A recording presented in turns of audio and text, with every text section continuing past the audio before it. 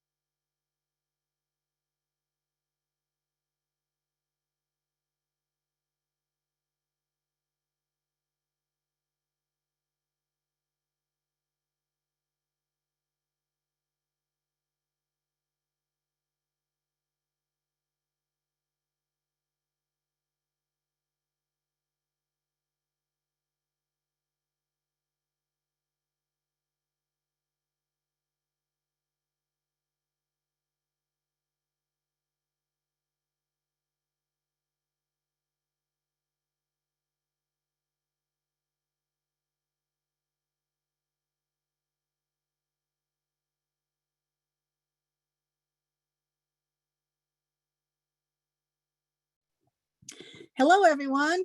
Happy World Water Day. Thank you all for joining in this lunchtime celebration of water. My name is Karen Baranowski, and I'm the Water Projects Coordinator for Save the Sound. And on behalf of the Connecticut League of Conservation Voters, Rivers Alliance, Clean Water Action, the Connecticut River Conservancy, the Connecticut Land Conservation Council, the Nature Conservancy, and Save the Sound, welcome. We look forward to celebrating with you the wonderful resources, the water resources that we have in Connecticut.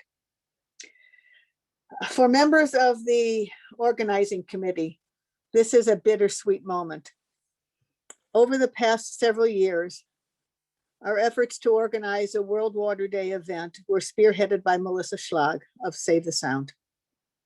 She was taken from us much too early last fall, and we dedicate this event to her memory and to her ardent efforts to protect and improve our environment. Melissa worked passionately to engage our younger generation in issues and projects, to inform residents, and to channel their efforts on the important tasks facing all of us that relate to climate change, and to stand up for environmental equality for all. She is greatly missed, but she will not be forgotten. This event is for Melissa.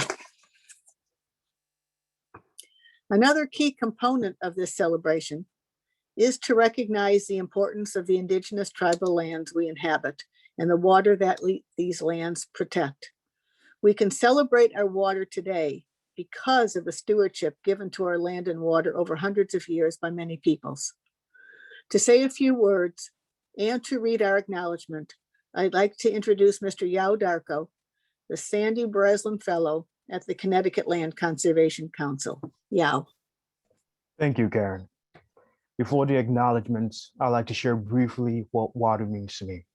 Thinking on this celebration, I reflect back to growing up as a child in Ghana, West Africa, and the numerous journeys my cousins and I, along with other children, undertook to fetch water for our families. In that reflection comes four meanings of water to me. First, water means survival. Second, it means community and connection. Third, it means sadness, especially on days when you've walked a number of kilometers in 90-degree weather to the pumping station or well, and there's no more water to bring back for your family. Fourth, water means joy and beauty.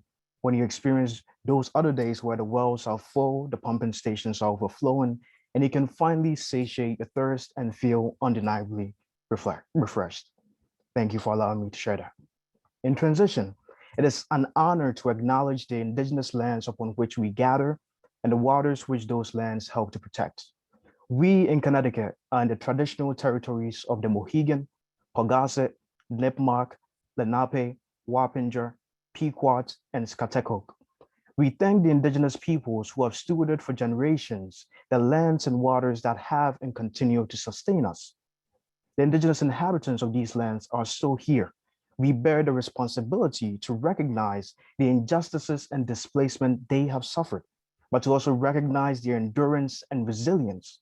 It is our commitment to learn and do more and work alongside the native stewards of Connecticut to protect our lands and waters. Thank you. Thank you, Yao. A powerful statement and a powerful testimony from you.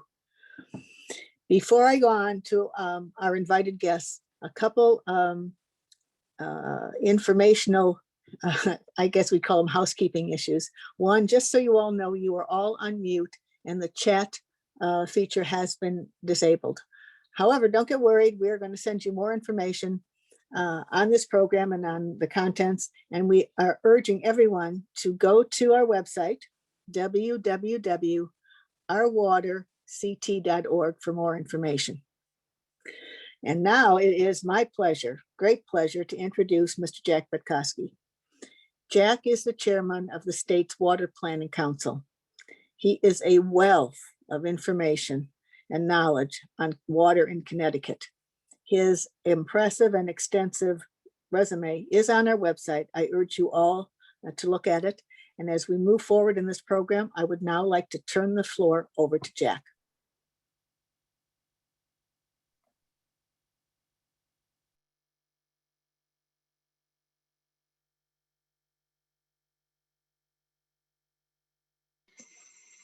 And it's an honor for me today to introduce Governor Ned Lamont. Governor Lamont has led the state tirelessly throughout the entire COVID-19 pandemic. He's done a wonderful job leading us through this awful situation we've been faced with for the last 12 months. He's as passionate about water as all of us are in this conference today. And I'm just thrilled to be able to introduce him to say a few words to us. Governor Lamont.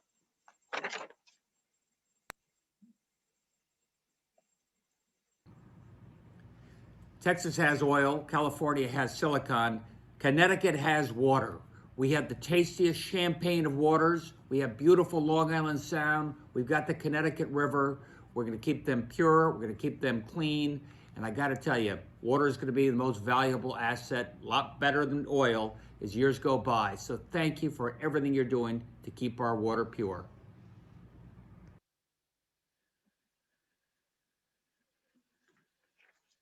Thank you, Governor Lamont. And thanks also to the sponsors that Karen has already thanked for their leadership in this conference today. World Water Day theme this year is what water means to me. Water means water for drinking, running our households and businesses, fishing, boating, and supporting our forest and wildlife. Water is a critical natural resource and contributes with every sector of the state. And we have to balance the use of waters for both human needs and supporting a healthy environment, things that make Connecticut a great place to live. Through the Water Planning Council, we are working to ensure that the state's waters are managed wisely. The Water Planning Council, as many of you know, was actually established 20 years ago by the state legislature. And for 20 years, we have really been working to establish a state water plan. And that came to fruition in 2019 when it was approved by the General Assembly. And what a great celebration that was. But the mission of the council has only begun. We have a great group of people, my colleagues, Lori Matthew from the Public Health Department, Graham Stevens from DEEP, and Martin Heff from OPM, as well as Alicia Charmett and Josh Kanzler from the Water Planning Council Advisory Group co-chairs. that are assisting us in this effort.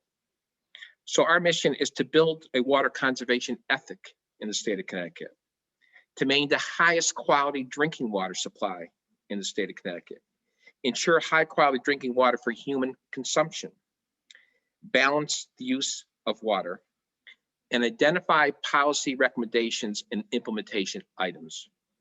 Virginia DeLima and Dave Ratka and the implementation work group have done an outstanding job implementing the goals and objectives that we have set up and the priorities of the state water plan. One of the highlights of the plan is the water conservation and water efficiency within the state of Connecticut. We lag behind in the water conservation ethic. And as a matter of fact, last week we had a water rate workshop that many of you attended to look at possible legislation, water conservation laws or incentives, develop an education strategy, review existing conservation programs and identify priorities, to adopt policies on conservation incentives, review passive conservation savings, evaluate funding, technical support, and training on water system management, explore the models that we have for technical support, and explore incentives for outdoor water conservation measures. And we really needed that. As you know, many of you, is that we were in a very, very heavy drought situation last fall. And we know it's going to occur again. So we have to look towards smart model ordinances for drought control. When we have to work with green industry on buildings and landscaping efficiencies and continue to strengthen our partnerships. It's wonderful today that we're going to have people from the federal government, we have people in the state government, people in the local government to set our priorities and work along with the water industry to make sure we have safe, reliable, affordable, potable water in the state of Connecticut. And finally, we have to look at the governor's Executive Order 3 when it comes to climate change, that we are really also a part of as we implement the state water plan, that we recognize that climate change impacts the drinking water supplies that we have in the state of Connecticut, that impacts the water quality and quantity of water within the state of Connecticut. So we have to work to continue to focus on priority objectives for protection and drinking water sources, address drinking water safety, safe daily yield, raw water quality, and assure sustainable drinking water supplies and systems everywhere. It's my honor to be part of World Water Day, United Nations World Water Day.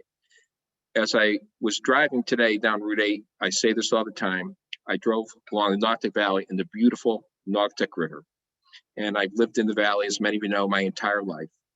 And I look at the fact that today we can boat in it, we can fish in it, but I also remember what it was like in the 60s and 70s when we used to call it the Rainbow River because we never knew what color the chemical was going to put into that river. So water, I'm passionate about it. I'm passionate about it as it was 20 years ago. And this is just a wonderful day to highlight, and I look forward to hearing from the panels and all the other things in the program today, that we can't take it for granted. Somebody is dying somewhere around the world right now because of lack of potable water. So again, thank you for letting me be part of the celebration.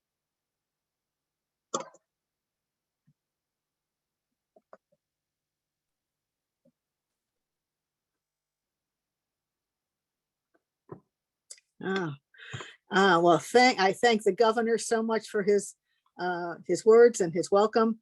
And Jack, I can't thank you enough for your comments. We all appreciate the work that is being done by the Water Planning Council. And I think we all look forward to future initiatives that will advance the recommendations in the state water plan and also recommendations that will improve conservation here in Connecticut. So thank you very much. We are very pleased today to be able to feature some of Connecticut's beautiful water assets and also to hear messages from members of our congressional delegation. First, we will hear from Congresswoman Rosa DeLauro and see beautiful views of Long Island Sound, one of Connecticut's greatest assets. Hi, this is Congresswoman Rosa DeLauro. Happy World Water Day. Growing up in New Haven, I have fond memories of time spent with family and along the shores of the Long Island Sound. Like so many of you, the Sound has always held a special place in my heart and soul. Did you know that over 8 million people live within the Sound's watershed? or that the Sound contributes an estimated $5.5 billion annually to the regional economy. These waters are a national treasure, and we have the responsibility to ensure their protection and preservation, not only for the millions of people living on its shores, but for their children and for their children's children. That is why I am so proud to join with organizations to ensure its continued health and vibrancy. The Long Island Sound is Connecticut's largest and most important natural resource. That is why I was so proud to be a part of securing its designation as an estuary of national significance. It is why I make the fight every year to add additional funding to continue efforts to protect and improve its environment and ecology. It is why I serve as the co-chair of the Congressional Long Island Sound Caucus, where I have worked on a bipartisan basis to coordinate Connecticut and New York efforts to improve the health of the Sound. And it is why I introduced the Long Island Sound Restoration and Stewardship Act, which authorized critical funding for Long Island Sound projects that improve water quality, restore and protect habitats, and increase public awareness to the issues affecting the Sound and its watershed. We all have our reasons for wanting to ensure the protection and preservation of the Long Island Sound and its watershed. Today, as we celebrate World Water Day, take a moment to think about your reason in doing all that we can to ensure we preserve its pristine beauty and vibrant ecosystem for generations to come. Thank you.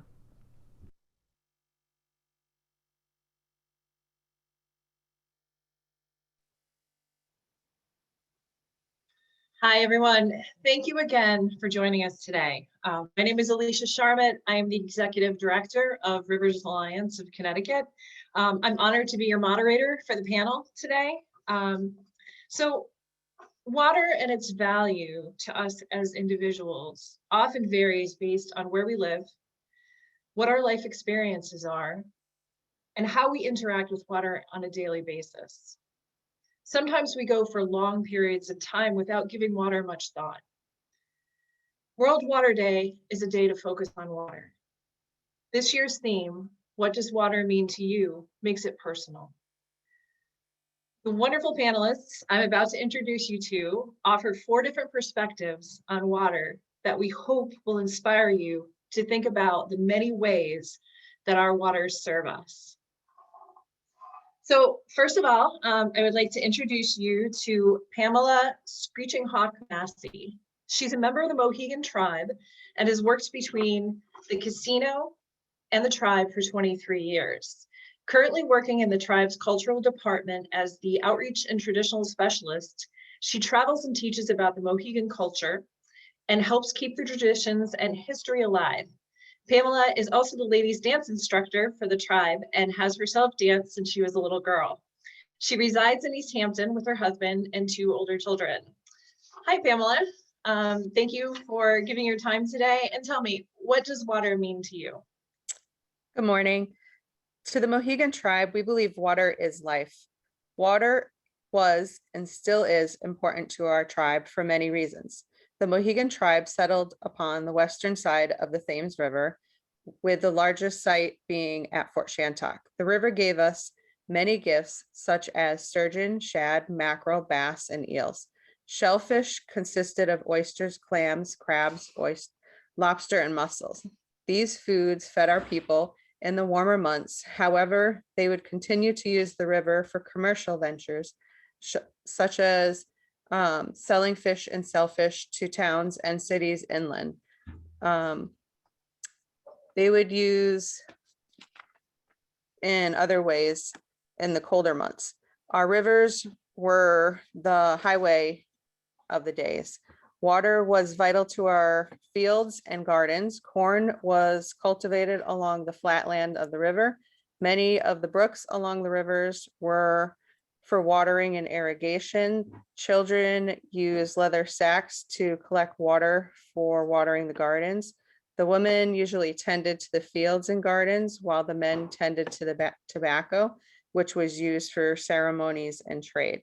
today we still teach our younger generations and current generations how to clam and how to use the wampum and the importance of it. They know what it's meant to our ancestors and how we use it today. We also have a canoe journey every year, and that is taking place from Norwich and goes up to the Thames River to Fort Shantok. And this is done to celebrate our ancestors' journeys. So water is very important to our tribe today, as it was to our ancestors. Thank you. Thank you, Pamela. You're welcome. Up next is Kim Sandor, who is the Executive Director of the Connecticut Nurses Association, which advocates on behalf of nurses for the integrity of the profession, promotion of health, and for the public, including the impact of the environment on health. As a registered nurse and family nurse practitioner, she also provides training and technical assistance to Head Start programs as a member of the National Center on Health, Behavioral Health, and Safety.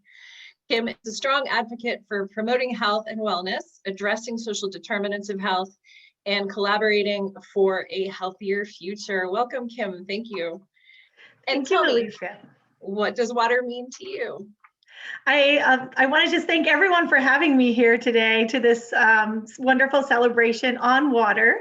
People might not think of nurses when they think of water, but actually nurses acknowledge that water is essential to keep the body going. It's very important to our whole body. And this has been an acknowledgement of the importance of health and the environmental health as a basis, addressing health in the environment as a basis for body and physical health, going all the way back to Florence Nightingale. Everything goes back to Florence in nursing. Even in our code of ethics, they call upon us to, as a profession, to address social justice, because we know human life is affected by the state of the natural world and all that surrounds us. The environmental's influence on not only promoting health, but preventing disease is really critical. So just think about it for a minute. Think about your body. We know our bodies are about 60% water. Folks often think about your, you got to exercise, you got to drink your water, you're going to get dehydrated. That's really important, right? Keep your water intake, keep your circulatory system. You need that for your body to work right, your muscles to work right, your brain to work right. But did you know our lungs are 83% water? Our kidneys are 79% water. And in order for all your organs to work, you need circulation, and that's water. So water is a critical component when we're talking about health. I think we can all remember the Flint crisis with lead in the water. And lead, we know, is a awful contaminant to get into the body because it doesn't come out. And it has long-standing impact for children and adults on their ability to think and learn. So as nurses, water is really important. And to me, water is all about being able to be healthy. So thank you. Thank you very much, Kim. So up next, we have Haley Baranowski, who is a first-year environmental sciences major from Wethersfield, Connecticut. She's a member of UConn's Eco House and PERG Save the Earth campaign. And she is very passionate about conservation and poor thing, has also been quarantined for the past 2 weeks. So I'm sure she's excited even virtually to be spending this much time with this many people. So Haley, tell me what water means to you. Hi, thank you. Yeah, I'm super excited to be virtually speaking with everyone today, even from my dorm. And when I was first thinking about what water meant to me, I was thinking about how my community over at UConn interacts with water. UConn's a pretty lively campus during COVID even, and a lot of students use water to kind of gather together. In the winter, there's always kids playing hockey and skating around on the ponds in front of the chemistry building. And in the weather, when it's like nice and warm like now, students are laying on the grass next to the Mirror Lake and watching the geese and ducks swim by. And even in some of our traditions, such as foosball, which is like this big volleyball game where everyone plays in a big mud pit, And in all these ways, water is really like knitting together our community and accentuating the vitality over at UConn. And as youth, water often is associated with this like fun and recreation and overall some of the happiest parts of life. For me especially, some of my best memories are out playing and swimming in pools or in the ocean with my friends and family. And I'm super lucky to have water accessible and safe for me to have these experiences in. And I even see this now beyond my generation, the one below me. I have 9 baby cousins and they all absolutely love water and also kind of flock to it as a source of happiness. I notice in kids when it's warm out, we love to go swimming, and when it's cold, I have a bunch of children teaching me how to ice skate. I've been humbled quite a few times by very young kids teaching me how to do these things, but the time that I spend together with them is truly so special to me, and water provides this kind of platform for youth to grow and become closer as a whole and as a community.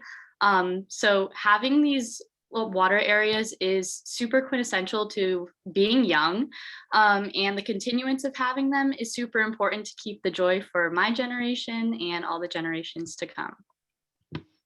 Thank you very much, Haley. That was really great. And I have to say that even us older people find happiness in water. So it carries on as we get older. So finally, I want to introduce you to our final panelists before we get on to more specific questions. Lee Cruz connects nonprofit organizations, civic leaders, and the business community to create social and economic benefit. He is the outdoor director at the the outreach director. I've got my mind outside because it's such a beautiful day at the Community Foundation for Greater New Haven. Lee lives in New Haven's Fairhaven neighborhood between the Quinnipiac and Mill Rivers with his wife, Sarah, and 2 children, Pablo and Mateo. So welcome, Lee, and please tell us, what does water mean to you? Well, first of all, I want to thank you for this opportunity. And as you can see behind me is a great picture of the river closest to my house, the Quinnipiac River. And as I was thinking about your question, 3 things came to mind: economic development, recreation, and education. We have much need in the Fairhaven district of New Haven, one of New Haven's 6 poorest neighborhoods, for economic development. The type of economic development that we want is the type that has been brought by a wonderful local business, Greenwave. Greenwave are regenerative ocean farmers. The founder, Brent Smith, not only works in our neighborhood, but he also lives here with his wife and his recently born baby girl. Brent is the author of Eat Like a Fish and Ocean Greens. You may have seen his TED Talk, or you may have even seen him on 60 Minutes. Not the type of person that you typically think of as living in a neighborhood like Fairhaven, yet here he is with 14 women and 5 men in total in this business, creating a model of business that cares socially, environmentally, but also has a profit motive.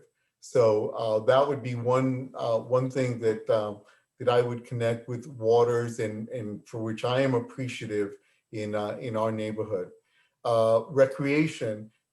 We recently had a young man, J.R. Logan, restart the Quinnipiac Canoe Club. And the Quinnipiac Canoe Club actually started in 1901.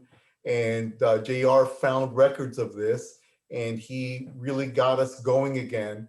The focus of the Quinnipiac Canoe Club is both canoeing and outdoor recreation. And there are now dozens of members and great opportunities to come enjoy the lower Quinnipiac River, as well as the Mill River with canoes. I should have mentioned that Greenwave, you can find them at greenwave.org.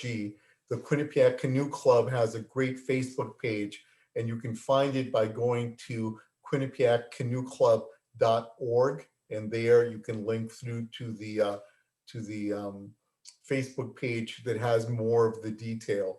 The Quinnipiac Canoe Club is a all volunteer run organization. So we keep it kind of lean. The third thing that I would mention is the opportunity for education. A couple of women in our neighborhood, Sally and Marianne, one a lawyer, the other a kitchen designer, decided that they were going to take it upon themselves to share their love and knowledge of the river with the kids who live at Quinnipiac Low-Income Housing Project. This is a low-income housing project that has been at the edge of the Quinnipiac River since the early 1940s. Sally and Marianne found the state curriculum for education, made up points about the history of the river from the indigenous people that lived along it and from whom it takes its name, to the science behind taking care of the river. And they started sharing this with children at Quinnipiac Terrace. Eventually, a wonderful organization took over, Solar Youth, which you also might want to take a look at. Solar Youth teaches kids to teach adults about the environment, which I think is pretty cool. So we are, my community is in Fairhaven. We have our own website, chathamsquare.ning.org. And we are in the business of promoting the neighborhood, and that means promoting the rivers. So if you're ever down in this area, we do give tours that focus on a number of different things, and one of them is the rivers in our neighborhood. We have a 5.8-mile walking trail, and about 80% of the trail is along either the Quinnipiac or the Mill River. So whether it's economic development or education or recreation, you're welcome to come join us down in Fairhaven. Thank you. Thank you, Lee. It's so good to hear about everything that's going on down in New Haven, and that even our urban areas are a destination for enjoying our waters. So for the second part of our panel, we're going to bring all of our panelists on, and I'm going to ask each of the panelists their own specific questions. So I'm going to start with Kim. Kim, because Connecticut is a water-rich state, and I cringe every time someone says this a little bit, we often take water for granted, which is the reason why I cringe every time I hear someone say that. The reliability of what comes out of our tap in particular. We came very close to doubling down on a public health crisis if this summer's drought had progressed further. Tell us about how water scarcity has impacted communities elsewhere during this pandemic. So other communities or other areas that were not as fortunate as we were. Yeah, Alicia, you started off by saying the cringe, right? To take it for granted. And I grew up in Stamford where we had public water, as a kid. You turned on the faucet, the water came out. Now I live in a community that has a well, and it's a whole new, cause of panic to think that when your power goes out in a windstorm, in an emergency, a hurricane, I think it was Irene that sent us out for almost 7 days in my community, and we had no water. And boy, did you learn to appreciate the importance of water. And I think, as you mentioned, the drought this past summer, being in the middle of a pandemic, how critical is water to our own health so that we have healthy bodies to fight infection and exposure to infection, but also to be able to combat the pandemic. So as we think about, I was sharing with you, 83% of our lungs are water, right? We know that COVID, SARS-CoV-2, is mostly a respiratory illness. We needed good, healthy lungs that could expel, right, from our nose and our airways to cough out. When a virus comes in, we cough it out. So having it sounds so funny, right? A well-hydrated, nose, mouth, throat, and lungs. Who thinks about those things? Critical for health and maintaining health. So just the idea that people might not have access to that clean water to keep their bodies, up and running and healthy and working well was critical. And then think about the mitigation strategies we're using to fight the pandemic. Wash your hands, wash your hands, wash your hands, wash your hands. Launder your clothes. I mean, our nurses were coming home stripping, throwing everything in the wash, right? That's how they were keeping their families healthy and safe when they were working and coming home and bringing home potential contaminants. We also talk about cleaning, sanitizing, and disinfecting. So even when you're making your own, your own things, what are we going to call them? Your own, cleaning products at home. What is the major ingredient? Water. So how are we keeping germs at a minimum? How are we keeping our bodies, healthy if we have to conserve water? And I love that Haley and you were kind of enjoying the fact about how much joy our Connecticut landscape, rivers, waters, brooks, streams, Long Island Sound, lake, you have it. How much joy that has brought all of us during this challenging time where we've been isolated and withdrawn from people. You go to a Connecticut state park, any place across the state right now, and you might not notice the shortages that come and go out there, but the water brings us great joy. And during this time of the pandemic, I think so many of our residents have found the joy and beauty that water brings to our natural world, and that elevates our immune system. It helps our mental health, which is part of our health.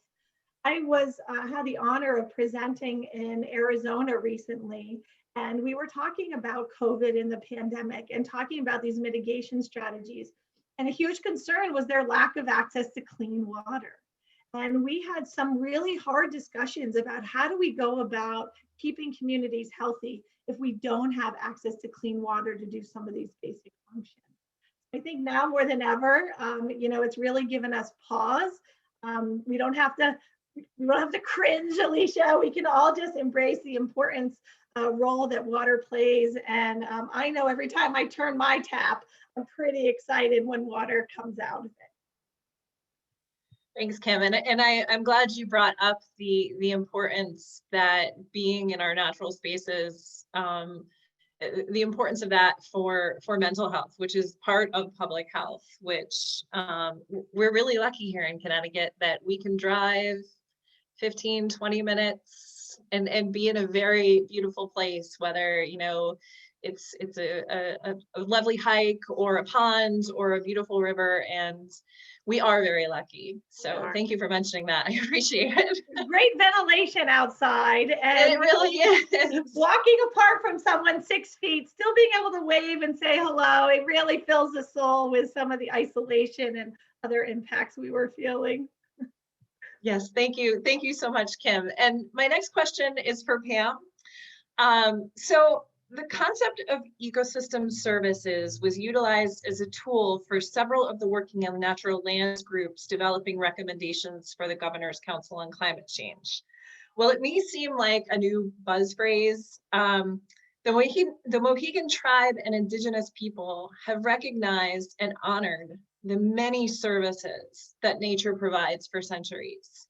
I think the Three Sisters is a beautiful illustration of this understanding, with each element providing service to the other and being an essential element and water being the essential element to what is not only considered a physical source of sustenance, but a spiritual one as well. Tell us more about the Three Sisters and how the elements work in concert. Sure. So our Three Sisters garden we get the name because our ladies used to work in the gardens and tend to the gardens while our men was at war. And like our Three Sisters, they would help each other grow and flourish. Our gardens did the same thing. So water was essential to maintaining the gardens and helping our gardens grow. The vegetable trio sustained our tribe physically and spiritually. The plants were gifts from God, always to be grown together, eaten together, and celebrated together. Corn offers the beans needed support. Beans pull nitrogen from the air and brings it to the soil.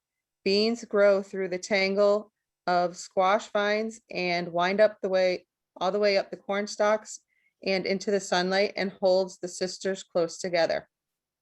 The leaves from the sprawling squash protect the threesomes by creating living mulch that shades the soil. It helps it cool and keeps the soil moist and prevent weeds. The prickly squash leaves also keeps raccoons away. They don't like the prickles on their feet, so it scares them away. Water from the river and streams were used to water the gardens to keep the soil moist. And together, the three sisters provided both sustainable soil fertility as well as a healthy diet.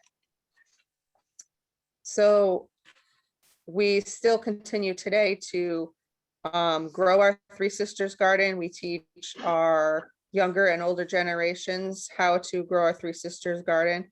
And we typically grow them at our village, which is held at our museum. And then we have them at our Fort Hill, which is our elderly complex as well. So we grow them at different locations, and we teach all of our members how to grow our Three Sisters garden, the importance of the gardens as well. And we grow different vegetables as well, just so that we can keep our tribal members healthy. And then we give out the food as well. So that would be Yes. our, Oh, go ahead. Sorry. nope, that would be our Three Sisters garden and the stories behind it. And I love how everything is managed together. You know, if we try to manage water, only looking at it in one way, for instance, only looking at it for drinking water, then, you know, we won't be managing our water for the fish, the bugs that the fish eat. And I could go on and on and on. And Cyril, who you guys will be hearing from later, you know, gave us a little pep talk before this to say, you know, everything's connected. And I just think that's such a beautiful illustration of everything being connected and the importance of managing not only our water, but all of our natural resources, where we're thinking about the different pieces and how each impacts one another. And thank you for telling us about that, because it really is a beautiful illustration. You're welcome. Thank you. So Lee, so we need to work much harder, both in terms of public perspective and as a focus of the environmental community, on changing the way we think about urban waters. Too often they're written off as a lost cause, instead of the asset that they are and they should be. So tell us a little bit about, I know you've already told us a little about what's been going on in New Haven, but tell us a little bit more about what's going on in New Haven to increase awareness of the asset that the Quinnipiac, the mill, the West Rivers are to the greater New Haven community and Connecticut in general. Well, there is much to tell. You know, most people would probably not think of economic development as something that would come up first, first in a list of things to appreciate about what the river brings to us. But the truth of the matter is, all the way back into the history of the Quinnipiac people on this land, the river was a source of life in terms of the food, and it allowed for commerce. And staying in that tradition, Green Wave has given us an opportunity to utilize the river in a way that is sustainable, good for the people, and good for the river. The fact that that business exists is one of the reasons why we started Quinnipiac Riverfest now almost 10 years ago. We're not going to be able to do it this year because of COVID, but it's a recognition and a celebration of the beauty of our river in the context of creating jobs in our neighborhood. And when your neighborhood happens to be a neighborhood where half of the children that live there live at or below the poverty level, you're very cognizant of the fact that we don't have the luxury of just thinking of the river as a place for recreation or even just a place for education. So I would state that as one thing that people should be aware of, and they should go and look up this company Green Wave and see what they can learn about it and read Bren's books.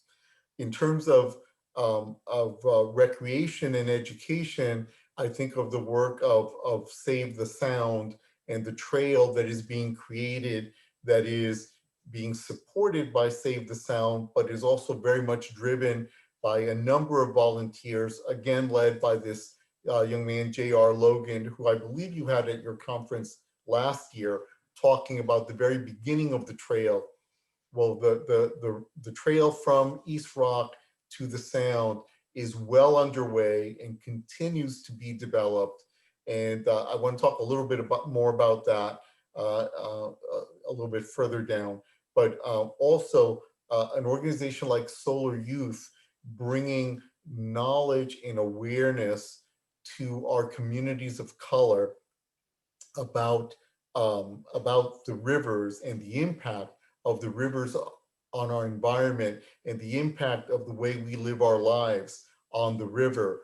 That is an organization well worth mentioning and supporting, Solar Youth. I would also be remiss if I didn't mention that I did look through the list of participants, and I happen to see Doreen is one of the participants, and I want to call her out for her work along the West River for many, many years. Doreen has been teaching us about the West River. The work that is being done in New Haven and urban waters is not just happening on the Quinnipiac or on the Mill. It is happening, and in some cases is being led at the forefront by the West River Coalition. So people should check them out. And then the final thing I wanted to mention is this connection of support. People upriver can and should come downriver. Come look at what we're doing, how we're developing our neighborhoods economically, but also how possible recreation is. Bring your canoe, bring your kayak, bring your bicycle. Come on down to the Quinnipiac Marina and come take a tour. I give tours, have been doing so for 20 years, of the neighborhood where we go around. As a matter of fact, next week, I'm going to be doing a tour for students from the Yale School for the Environment, and we will be on bike and we will be covering a lot of the neighborhood, but most of it will be along either the Quinnipiac or the Mill River. So there's a lot to do and a lot to see, and it all starts with you perhaps maybe letting go of some preconceptions you have and coming on down and meeting some of us who live here. Thanks.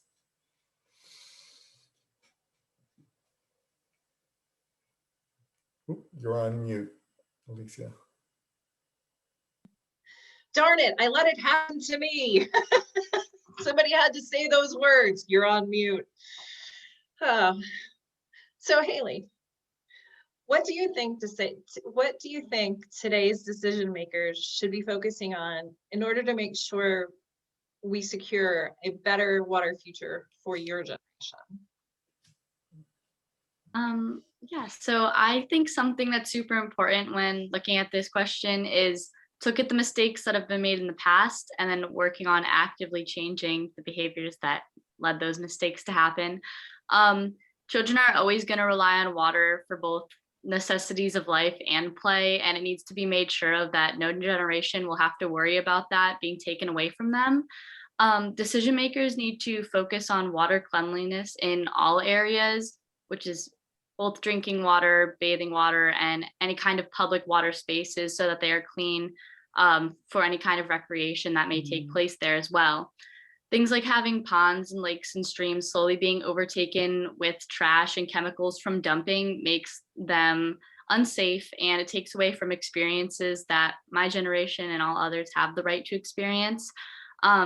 Something as simple as a no dumping sign isn't really going to fix an issue, something like that, but actively working to clean and upkeep water areas for both human and wildlife benefit is really essential to making sure that we have a secure water future. In addition to this, I think that actively working to find the holes where some youth may not have safe water access and resolving those issues is essential, because some towns don't have secure access to water for drinking and bathing. So how are youth supposed to feel secure in other aspects of their life, such as education and recreation outreach, if they cannot rely on their simple necessities? You really need to have water to be able to be comfortable doing anything else in your life. So I was lucky enough to feel secure in my water access in my town, but I know that this is not the case everywhere. And my generation deserves to know that what they're drinking and bathing in is safe and clean for them. Decision makers need to focus on having clean water accessible for everyone, and then maintaining the safety of the water continuously for my generation and every other generation after. We don't have secure water for my generation until everyone has secure water. And I think that is the first step. Thank you, Haley. So we have some time left. So I'm going to hit you guys with a question you weren't expecting, but it's an easy one. So what do you find yourself either doing, or a place that you would go to, as Kim mentioned, during the pandemic, being outside? Is there anything you've done on water, or a destination that you go to replenish yourself? Is there any place here in Connecticut that that you find yourself, or something you find yourself going back to over and over again? And Kim, it looks like you're ready to answer, so I'll call on you first. I am. I love Long Island Sound, and I am lucky enough to be right near Hammonasset State Park. And it's just my happy, peaceful place. I take 2 steps onto that beach and be able to look at that water. And I have to say, I think my whole community up here embraces the water, as you watch the internet explode with pictures of the sunset every single night. And that's my happy place. Now, how about you, Haley? Is there anything you do, or a particular place that you like to go that you find sort of replenishes the soul? Yeah, there is a little path, like trail in my town called Wintergreen Woods, and it's just like a little pocket. And it has a little 15-minute or a longer trail hike through, and I love going through there. There's a little pond area in the back, and if it's just rained, there is usually some kind of water flow, and there's always frogs there. So it's so cute to go and try to find the frogs.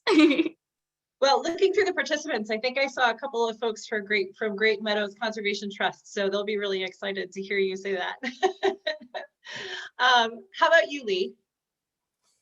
Well, for me, I mean, you can see from my picture in the background, the Quinnipiac River, that I have been able to find human beings have been at the edge of this river for 10,000 years, at least, something like that, maybe a little bit short of that. But walking along the banks of the river, particularly at sunset, you get these beautiful, just beautiful shades of light. It's very refreshing. It's also great to go with my kids. Mateo, who's 6, loves to run on the rocks along the river, and it's just it just fills me with joy, having grown up in the Bronx, New York, where at the time the Bronx River was nothing to go look at. It's different now. It's really been quite improved. But to know that my kids are growing up, on the edge of this river, and to watch them interact without fear and with great wonder. So that's my happy place right there. Thank you, Lee. How about you, Pamela? There's several great places here, but I moved to East Hampton probably almost 3 years ago. So I am located on Lake Pocotapog, and I get yelled at all the time, and the townspeople tell me it's Pokety-Pog. So it's 9 miles round, and we walk around that quite often. And then we have a park right here. Back, my old home is in Uncasville, right by the casino and the tribe. And favorite place there would be Fort Shantok, which is where all our ancestors are at and family would be, and you just feel at home and at peace there. So those would be my two favorite places. Thank you, Pamela. And you should know how to pronounce it because it is an indigenous name. So Yeah, native pronunciation would be Poketipog. But they yell at me and still tell me it's the other way around. So I just go with it. thank you, Pamela. So I hate to pick a favorite place for myself because it would,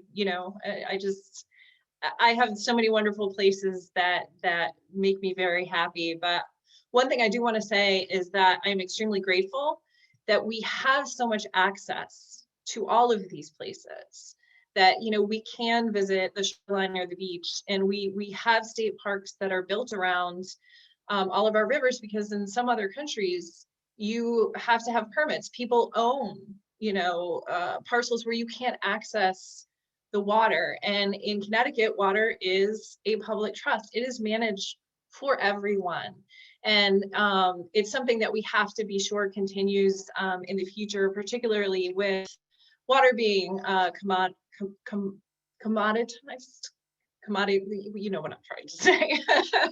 But it's an extremely important concept to make sure that it's managed for everyone, no matter what your perspective, where you come from, where you work, what your job is, what you enjoy as a person, that resource is available to you. And I know it's something that all of the groups that are hosting this, this is something we all work towards. So, but I want to thank you all for offering your perspectives today. It's been really wonderful. It's been a great conversation. And so thank you so much, Kim, Pamela, Lee, and Haley. Oh, Lee's got one more thing. Yeah, just real quick, I should have mentioned this right from the beginning. I do work at a community foundation, and I wanted to mention that at the Community Foundation for Greater New Haven, we have the Quinnipiac River Fund. Unfortunately, it was initiated due to a historic pollution problem, but the fact that there is a fund for a river with an incredible website, you can get information about the river and you can get funding to work on the river. All of us in Connecticut live within the catchment area of a community foundation. And so you should find out what resources are available to support your work. And you should talk with the development staff of the local community foundation about how a fund could be started that would focus on your preferred river, lake, stream, whatever it is that whatever form it is, your watershed. So it's something to consider. Take a look at the Quinnipiac River Fund at the Community Foundation and point it out to folks in your area and see if you can start something that will sustain work way beyond the time that you're involved. Thanks. Thank you, Lee. Thanks. And of course, I would like to thank all of you who joined us today. We are now going to hear from Senator Richard Blumenthal. And again, thank you to the panelists.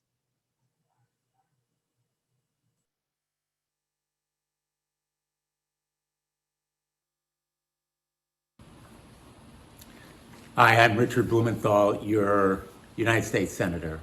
Excited and proud to join you in celebrating World Water Day, and I want to thank all of the environmental advocates and activists for bringing us together. My hope is next year we will be truly together in person for this very, very important celebration. It's a celebration of values that we hold in common about the legacy that we leave for our children, environmental values. It's also a celebration of the hard work and advocacy that these activist groups and individuals bring to this fight. Only because of your activism and advocacy do we have the Northeast Canyons and seamounts, Marine National Monument. I worked very hard with the Obama administration, and eventually, with your help, we persuaded them to make this exquisitely beautiful and valuable area a national monument. Understand that it is about 5,000 square miles of peaks as tall as the mountains of the Rockies, with canyons that rival the Grand Canyon. And it's more than a place of beauty. It is also a home to wildlife. It's a habitat and an ecosystem that must be preserved. I was immensely proud of President Obama's action, and I was immensely angry that President Trump compromised this area by reducing the protections for it. Fortunately now, President Biden has restored those protections. Again, only because of your activism and advocacy. So have no doubt that you can make a difference, and you are making a difference. That is why I am so proud, again, to join you in celebrating this day, because of the value that we have in common and we hold so dear. And we must always remember it's more than just tourism, fishing, recreation. They're valuable, but it's also the legacy that we leave to future Americans, our children and grandchildren. Thank you so much for including me in this celebration.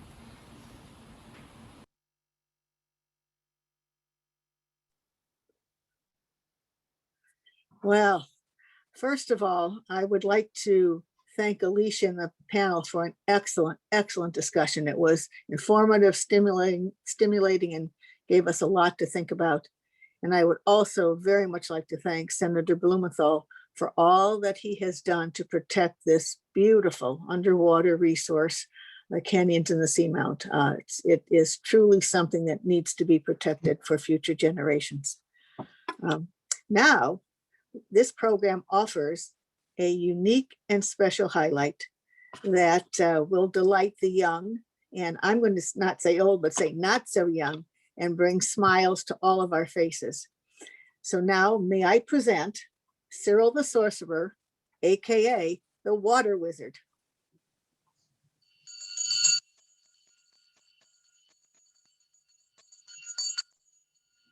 Good afternoon, and thank you all so much for inviting me to join you as we all celebrate the magic of water.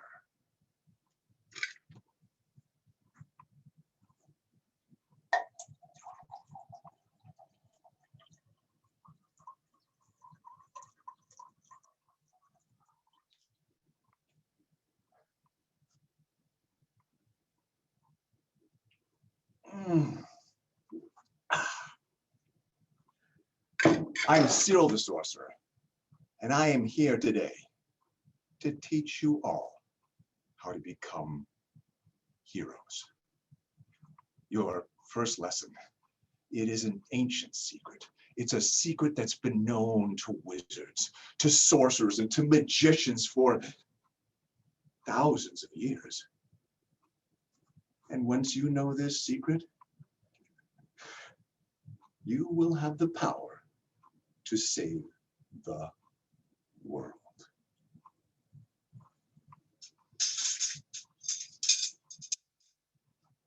Everything in our world may appear to be separate.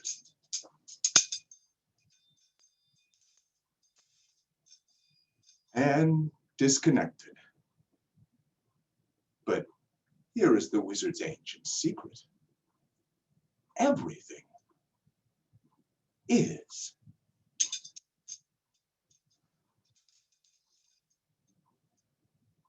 connected.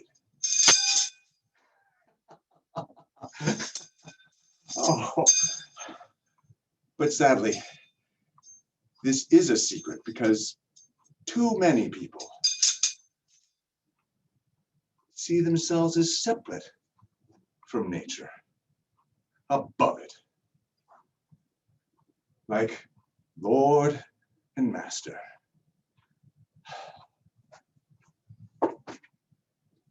And they see nature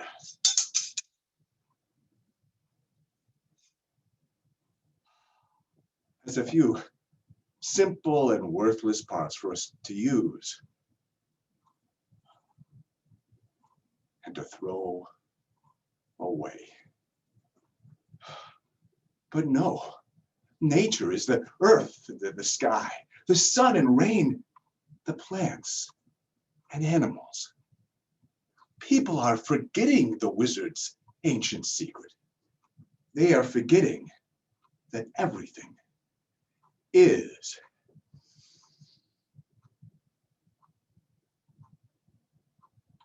connected.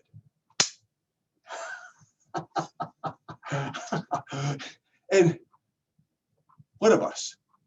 You and I. All of us.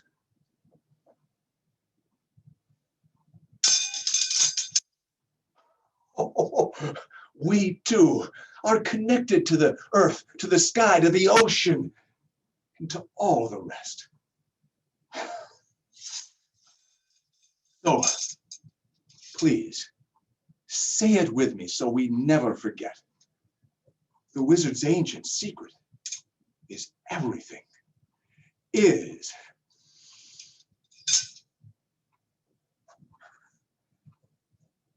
connected.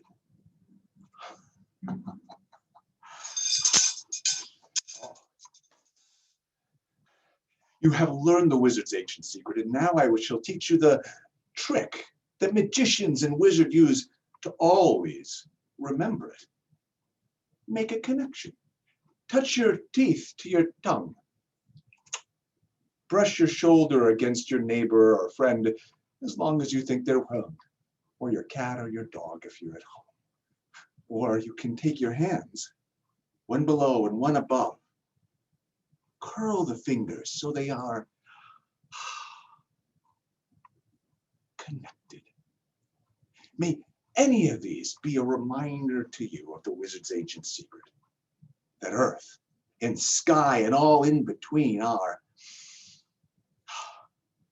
connected. As heroes, we all need to be able to protect our water. But unfortunately, for many years, we have been making an ugly potion of our water. So many things have gone in. We've been flushing sewage down the toilet. Food waste goes down the drain. Plastic straws, styrofoam cups, food wrappers. And there is more. For years, we have been allowing poisonous materials from our farms to go into our waters.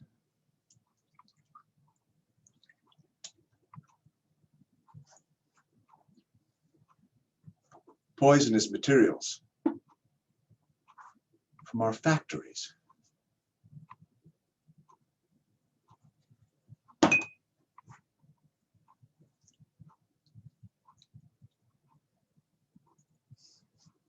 And there have been poisonous materials from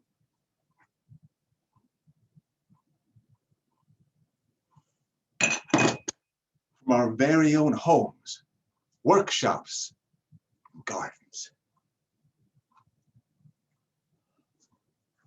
We have been creating an ugly potion. Nothing anyone would want to drink. But there is good news. It is getting better. Heroes are learning how to keep poisonous materials out of our waters. And this is happening on our farms.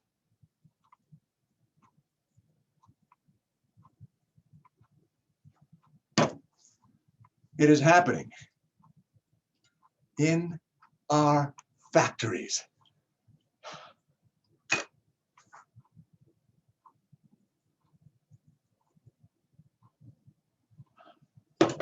And it is happening in our very own homes.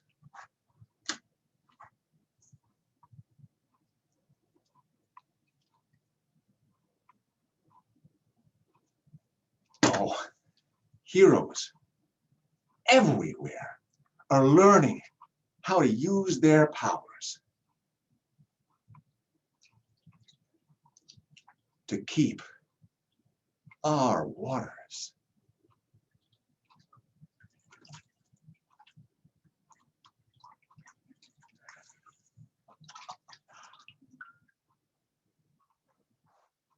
clean.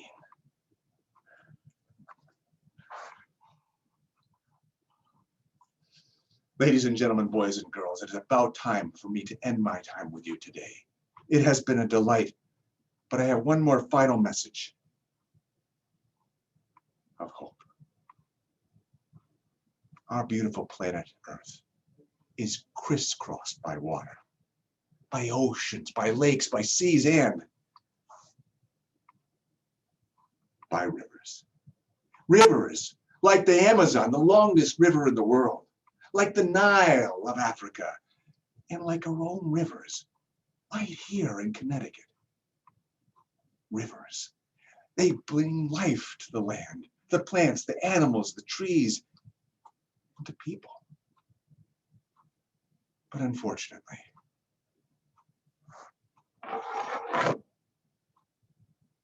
this has been too easy for people to forget.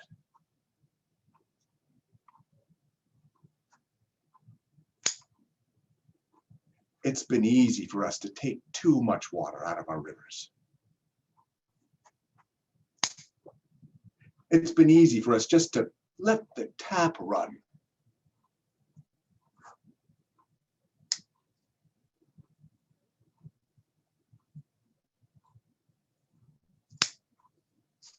It's been easy for us to allow our rivers to become a dumping ground for our waste. And it's been easy for us to forget all of the other creatures that swim and thirst and fly.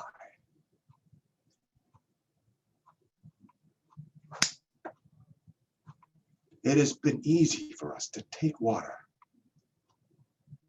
for granted.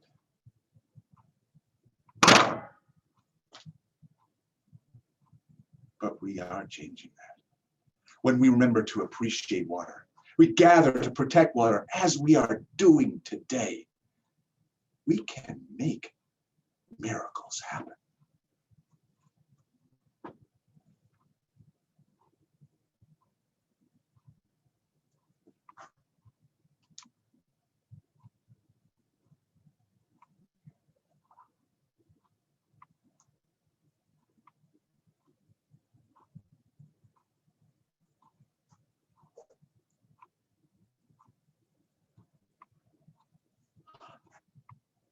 We, working together, can make sure that every person on planet Earth has all the water that he or she needs. And we can still ensure that every river on planet Earth runs healthy.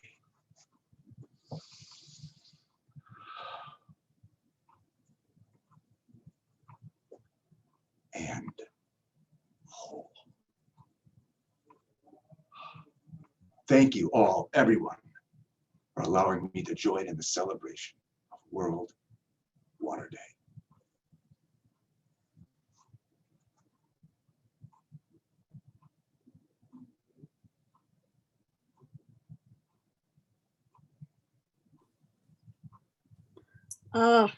Well, thank you, Cyril. Thank you for participating in today's World Water Day event, and thank you for your wonderful messages.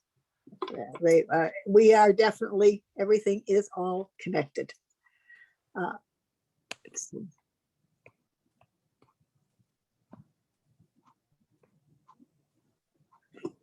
It is now time to hear from Senator Chris Murphy and to see some lovely Connecticut rivers and water bodies. So I'll turn I hope we will hit the video will come on now to Senator Murphy.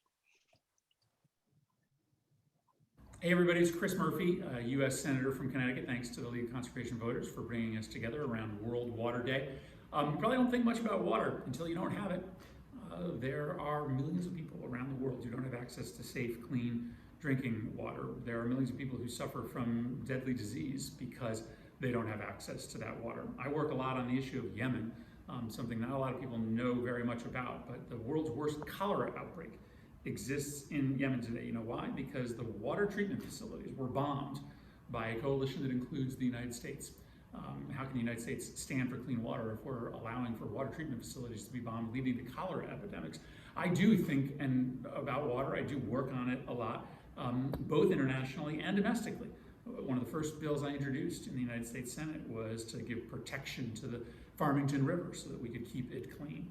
I brought together a coalition of members around cleaning up the water that feeds Long Island Sound to make sure that that water is clean to be able to enjoy.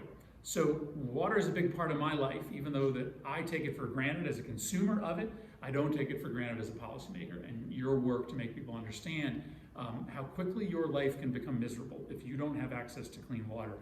That'll help policymakers like me that work in this field. Thanks to LCV and your partners for working today to lift up World Water Day.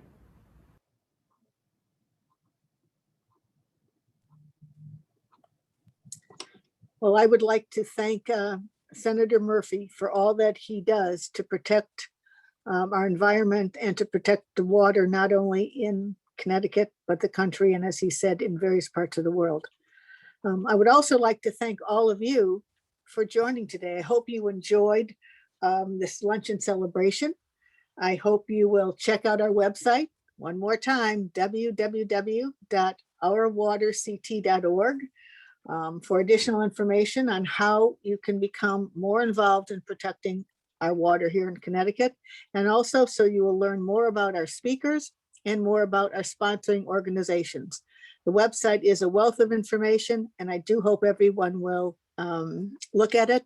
You will be getting, I believe it's on Wednesday, some more information from us and a link to a recording of this program. So thank you all again for joining, and happy World Water Day. Bye-bye.